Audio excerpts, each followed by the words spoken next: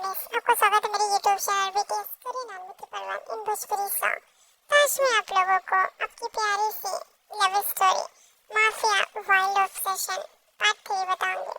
चलिए story start करते हैं। पिछले पार्ट में हमने देखा था कि जिमिन शुकी अब इस दुनिया में जन्म ले चुकी है। उसने अपने प्यारे से प्रिंसेस की गोद में हंसना सीखा है। अब हम देखते हैं कि जेके उसे अपनी गोद में लेकर प्यार से खिला रहा होता है, लेकिन उसके फेस से पता चल रहा था कि उसे भूख भी लगी है। तब युंगी उसे अपनी गोद में लेती है और कहती है कि जेके अब युंगी को उसकी मॉम को दे दो, क्योंकि उसे भूख लगी है ना। अगर उसका टमी फिल नहीं होगा तो वो रोएगी। इसी तरीके से जेके का मन नहीं होता है, लेकिन अब शिकी को देना पड़ता है। तो जिमिन को उसकी मॉम सुगा के पास छोड़ना पड़ता है। यहाँ पर हॉबी अपने मन में अलग ही सोच रखा है और वो कहता है कि इससे दूर रखना पड़ेगा अपनी प्रिंसेस को। जब इसका ये पावर और ये टशन और ये जुनून बढ़े ना, इसे रोकने के लिए हमें युंगी को उससे बताना होगा कि उसका बेटा क्या सोच रहा है। इसी तरीके से हम देखते हैं कि ते हॉबी के सामने आके कहता है ऐसा सोचना भी नहीं युंगी को बताने के लिए, समझ में आया। और वैसे भी अगर मेरा बेटा तुम्हें बेटी को पसंद करता है तो इसमें प्रॉब्लम क्या है? आखिर मैं रिच हूँ, मेरा बेटा अलग ही पावर का है। हॉब उसे घूर कर कहता है कि मैं तुम्हारे बेटे को अपनी बेटी कभी नहीं दूंगा, कभी भी नहीं। उसका पागलपन उसके सर पे चढ़े उससे पहले ही मैं उसे दूर कर दूंगा और उसे लेकर कहीं और चला जाऊंगा। ऐसे बोलकर हॉबी वहां से चला जाता है। तो यहाँ पे स्माइल करता है और कहता है कि ऐसा सपने में भी पॉसिबल नहीं है, क्योंकि मेरा बेटा मुझे ही पड़ा है और वो अपनी चीज को लेना बहुत अच्छी तरीके से जानता है। ऐसे बोलकर वो स्माइल करता है। यहाँ हम देखते हैं कि शिमिन जो कि बहुत सारा है प्यार से अपनी मॉम की गोद में सो रही होती है, लेकिन उसके अंदर एक बेचैनी होती है। वो किसी का टच फील करना चाहते थे, लेकिन वो शायद अब चाह चुका था। यहाँ पर युंगी ते और शेकी घर पर आ गए थे, क्योंकि उन्हें होप ने भेज दिया था कि वो जाकर आराम कर सकते हैं, क्योंकि वो बहुत ज्यादा थक गए थे। इसी तरीके से ते जब घर पर आता है तो हमारी युंगी फ्रेश हो रही थी और ते अपने रूम में जाता है, युंगी को ढूंढता है और उसे पता चल जाता है युंगी बाथरूम में है। और तभी बाथरूम का डोर खुलता है। युंगी जो कि बहुत ही अच्छे से ड्रेस पहन के बाहर आती है। ते जो कि उसे लस्ट भरी नजरों से देख रहा था। युंगी ये सब देखकर शॉक थी, लेकिन वो कुछ कहते इससे पहले ही ते उसे अपने पास खींचता है और बहुत ही प्यार से उसे कहता है कि अब अपनी पनिशमेंट के लिए रेडी होना बेबी गर्ल। ऐसे बोलकर वो उसे किस करने लगता है। यहाँ पे हम देखते हैं कि ये दोनों ही बहुत ज्यादा प्यार से एक दूसरे के साथ इंटीमेट होने लगते हैं। आखिर ते अपनी पनिशमेंट भूल थोड़ी सकता है।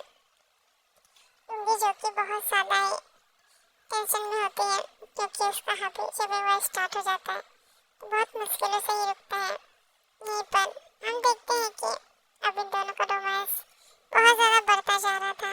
युंगी जो कि मौन कर रही थी। यहाँ पर हम देखते जेके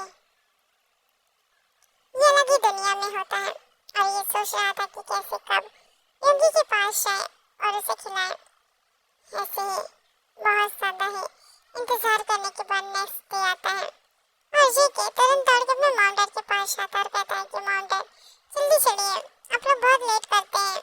यहाँ पर शिकी को यहाँ हम देखते हैं जेके को उसकी मॉम जो कि फुल रेडी कर रही थी, उसने कपड़े तो पहन लिए थे, लेकिन वो क्योंकि उसके बाल बना रही थी, क्योंकि जेके ने बाल बनाए थे वो युंगी को पसंद नहीं आ रहे थे। तभी हम देखते हैं कि ते आ जाता है। ते कहता है कि मैंने तुम्हें कितनी बार मना किया है किसी और मर्द को टच करने का, लेकिन तुम बार बार बात नहीं मानते हो। यहाँ पर हम देखते हैं युंगी जो शौक से इसके साथ उसे देख रही थी, क्योंकि कोई और मर्द नहीं, वो अपने बेटे को तैयार कर रही है। भाई तो उसे तैयार करने दो, इस तरीके से टोका टाकी किसी माँ को नहीं पसंद। लेकिन युंगी जो कि अपने हबी का गुस्सा जानती है, वो कहती है कि भाभी बेटा है मेरा, अब कैसे तैयार भी ना करो। और वो अपने बेटे को घूर कर कहता है, क्या तुम्हें नहीं पता है कि तुम्हें अपनी मॉम और मेरी बीबी से दूर रहना चाहिए। तभी शिकी कहता है कि मैं तो दूर रहना चाहता हूँ, पर मॉम अपना शिकी कहता है कि मॉम अपना प्यार दिखा रही है तो मैंने रोक नहीं पाता। आखिर वो मेरी मॉम है, उनका ये हक है, मैं इस तरीके से उनका हक नहीं छीन सकता।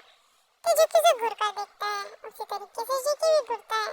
शिकी जो कि बहुत ज्यादा एंग्री लुक के साथ कहता है कि आपने मेरी मॉम को बहुत ज्यादा पेन दिया है, आप इस तरीके से कैसे कर सकते हैं, आप मेरी मॉम से दूर क्यों नहीं रहते हैं, उन्हें पेन क्यों देते रहते हैं। तभी तो कहता है, मैंने तुम्हारी मॉम को पेन नहीं दिया, मैंने अपनी वाइफ के साथ प्यार किया है। तो तुम मुझे ये सब मत बताओ, अगर मैं प्यार ना करता तुम्हारी मॉम को तो तुम शायद होते भी ना। ऐसे बोलकर वो उसे ताने मार रहा था। शिकी भी ये अच्छे से समझता है और वो बहुत ज्यादा ही एंगल लुक के साथ उसे देखता है। यहाँ हम देखते हैं कि जेके जो कि पूरे 10 ईयर का होता है और वो बहुत ज्यादा ही शार्प माइंडेड होता है, उसके पास बहुत ज्यादा दिमाग होता है, एक मैच्योर जैसे मैन में होता है उस तरीके से। वो दिखने में बच्चा था लेकिन उसे गन शूटिंग आती है। यहाँ हम देखते हैं कि ते और युंगी तैयार हो जाते हैं। शिकी जो कि पहले रेडी होकर बैठा था वो तुरंत ही अपने मॉम डैड के साथ उनकी कार में बैठ जाता है। शिकी जो कि आगे बैठता है और हमारे तेंगी पीछे बैठते हैं। इसी तरीके से वो तीनों ही जो कि अब हॉस्पिटल जा रहे थे, लेकिन प्रॉब्लम ये थी कि क्या युंगी सही सलामत हॉस्पिटल पहुंच पाएगी। क्यों नहीं पता है तो मैं बताती हूँ। यहाँ पर किम त्योहार है और युंगी है, वहाँ रोमांस न हो ऐसा कैसे हो सकता है। आज भी ये दोनों रोमांस कर रहे थे बैक सीट पर। शिकी को साफ आवाजें सुनाई दे रही थी किसेस की, जो कि उसे बहुत ज्यादा एम्बैरेस फील कर रहे थे। क्योंकि उसके मॉम डैड इतने ज्यादा शेमलेस कैसे हो सकते हैं, लेकिन ते तो ते हैं। इसी तरीके से युंगी की सारी लिपस्टिक खत्म हो चुकी थी और हमारे ते की माउथ में लग चुकी थी और फैल भी चुकी थी। युंगी जो कि अपने फेस को देखती है, उसकी बहुत ही अच्छी तरीके से तैयार हुई थी, लेकिन उसकी हबी ने उसका सारा गेटअप और मेकअप खराब कर दिया है। अब वो तुरंत ही खुद को रेडी करने लगती है। आखिर हॉस्पिटल आ चुका है, उसे उतरना है, इस तरीके से तो नहीं जा सकती। और वो गुस्से से जैसे कहती है अपना मुंह साफ करो। तभी ते अपने माउथ पर अपनी टंग को स्लाइड करके कहता है, क्या बुराई है इस फेस में, वैसे लोग को पता तो चलना चाहिए मुझ पर किसका हक है।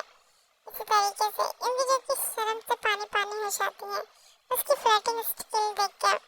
हमारा ते जो कि बहुत ज्यादा है फ्लर्ट करता है युंगी के साथ। युंगी जो कि बहुत ज्यादा ही शाय फील कर रही थी क्योंकि इसके साथ उसका बेबी भी होता है। हॉस्पिटल आ जाता है। शिकी बड़ी रोक दरवाजे कहता है कि मॉम डैड अगर आपका हो गया हो तो हॉस्पिटल आ गया है, मैं जा रहा हूँ, आप लोग अपना कंटिन्यू करके आते रहिएगा।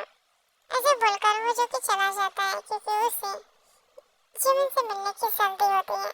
जिमिन जो कि आराम से खेल रही थी तभी वहाँ पर जेके आता है, उसे देखकर बहुत ही लंबी स्माइल करता है, उसके पास जाता है क्योंकि उसने बहुत ही ज्यादा जिमिन का वेट किया है। जब से जिमिन हमारी फेरी सी सुबह के पेट में आई है तब से उसे पता है कि ये बेबी गर्ल होगी, इसके अंदर से फीलिंग आ रही थी, तब से ही उसने उसे प्यार कर लिया है और वो इस तरीके से उसे छोड़ नहीं सकता है, चाहे उसका पिता ही क्यों ना कहे। और ते को बहुत अच्छी तरीके से पता है कि उसकी जान जिमिन में बसती है तो उसे कैसे ही मना कर सकता है। ऐसे ही हम देखते हैं कि हमारा शिकी जिमिन के सारे काम करता था, उसे नहलाना, उसे धुलाना, उसे क्लोथ्स पहनाना और उसे खाना खिलाना, इसके बाल केरी करना, उसे बांधना, उसके ड्रेस को, उसकी मुलायम त्वचा को कोई हर्ष ना हो, इन सब का ख्याल वो खुद रखता था। और तो और उसके लिए शॉपिंग भी खुद करने जाता था बेचारा। यहाँ हम देखते हैं कि अब युंगी धीरे धीरे बड़ी होने लगी है। ऐसे ही 5 साल 20 साल जो कि बहुत ज़्यादा क्यूट और बहुत ज़्यादा नॉटी हो चुकी है। वो ज़्यादा तो बदमाशी नहीं कर पाती है क्योंकि उसके सामने शिकी होता है, लेकिन पीठ पीछे बहुत ज़्यादा ये उसके पर निकलते हैं जिसकी पनिशमेंट शिकी देता है। और उसकी पनिशमेंट ऐसी वैसी नहीं होती है, उसकी पनिशमेंट बहुत ज़्यादा हर्ट करने वाली होती है। तो यार मैं इस पार्ट को मैं ही एंड करती हूँ। नेक्स्ट पार्ट के लिए इंतजार कीजिए और ज़्यादा से ज़्यादा स्टोरी को वॉच और कमेंट कीजिए। Love you so much. इसी तरीके से सपोर्ट करते रहिए यार।